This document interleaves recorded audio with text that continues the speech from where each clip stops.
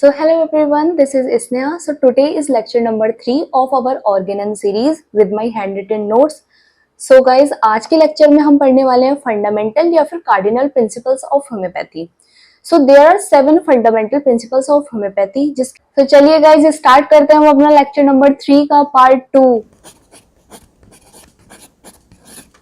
Fourth principal के बारे में हम पढ़ते हैं. तो फोर्थ प्रिंसिपल हमारा कौन सा होता है? Doctrine of drug proving. So drug proving हमारा क्या होता है? Drug proving is a systematic way of investigation of pathogenic power of medicine. Drug proving की हेल्प से जो भी हम पैथोजेनिक पावर होती है हमारी मेडिसिन की, उसका हम पता करते हैं, उसको इन्वेस्टिगेट करते हैं कि उस मेडिसिन की पैथोजेनिक पावर क्या है. Drug proving is a process of occurring knowledge of instruments intended for the cure of natural disease. इसका मीन्स क्या है? मतलब ड्रग प्रूविंग एक ऐसी प्रोसेस है जो एक्योर करती है नॉलेज. किसकी नॉलेज? उस इंस्ट्रूमेंट की. इंस्ट्रूमेंट हमने किसको कहा गया है? मेडिसिन को बोला गया है इंस्ट्रूमेंट. तो उस मेडिसिन की नॉलेज पता करती है जो किसके लिए दी जाती है? क्योर करने के लिए नेचुरल डिजीज को. Experimentation of a drug on healthy human being to ascertain their pathogenic disease curing properties is peculiar and special to the art and science of homeopathy. तो जो भी एक्सपेरिमेंट करे गए हैं, तो हमारी जो ड्रग प्रूविंग की गई है हेल्दी ह्यूमन बीइंग के ऊपर, वो असर्टेन करती है पैथोजेनेटिक डिजीज क्योरिंग प्रॉपर्टीज को, जो कि क्या है? एक पेक्यूलियर है और बहुत ज्यादा स्पेशल है टू द आर्ट और साइंस ऑफ होम्योपैथी में. तो ये सारी चीजें हमारी law of doctrine of drug proving में कही गई है, फोर्थ लॉ में.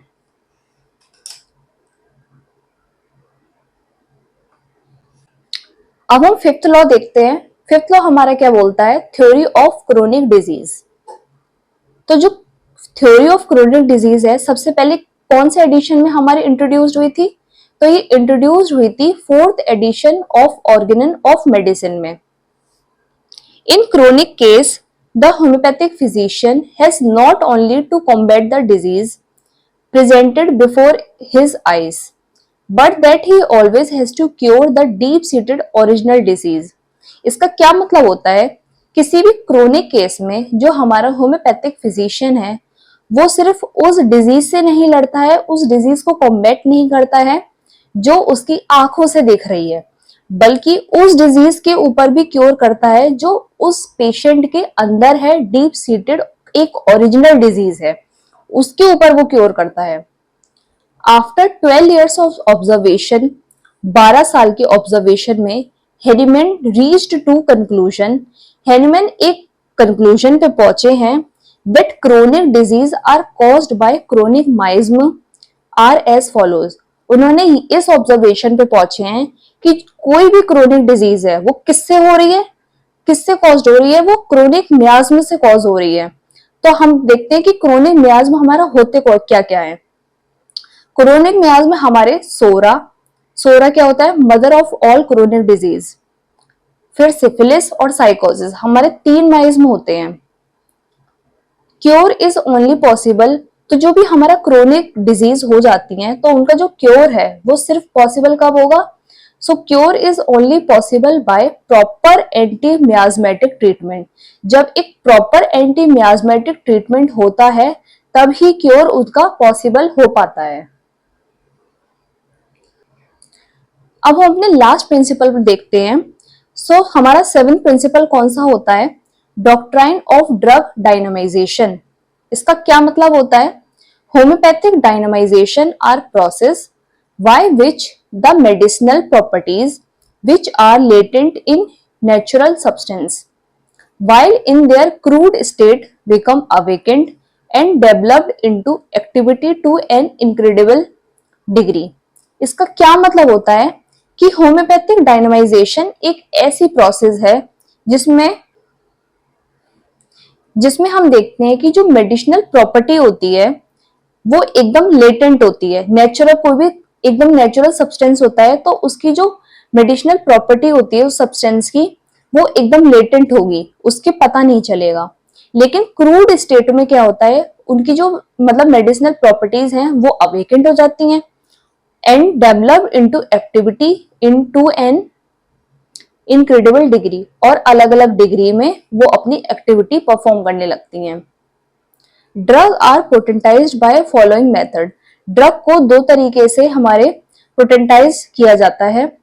The first method is trituration. Trituration को हम इनसॉल्युबल सब्सटेंस के केस में करते हैं और सकशन को हम केस ऑफ सॉल्युबल सब्सटेंस के में करते हैं। तो आप ट्राइचुरेशन सकशन है वो फार्मेसी में पढ़ेंगे ज्यादा अच्छे तरीके से।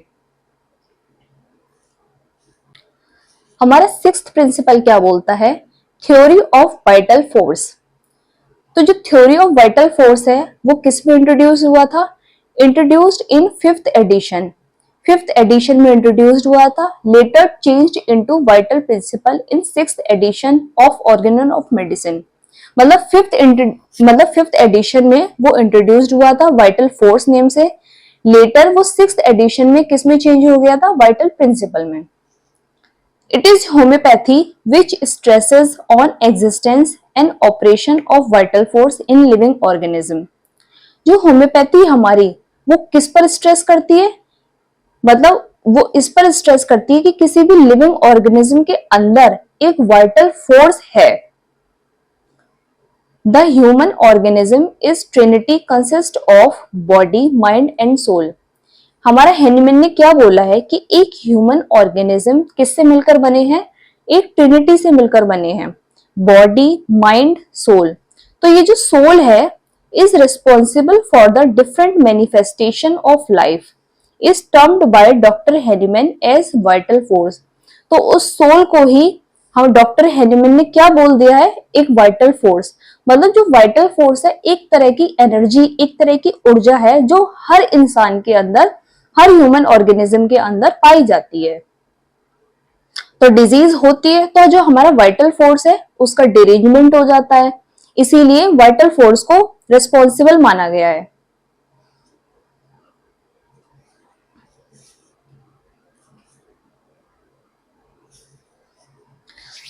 अगर आपको ये वीडियो पसंद आई है तो सो प्लीज लाइक करना, कमेंट करना एंड सब्सक्राइब करना, जिससे अपनी नेक्स्ट वीडियो मिस आउट ना करें। सो आज के लिए बस इतना ही। Thank you for watching this video. So bye bye guys.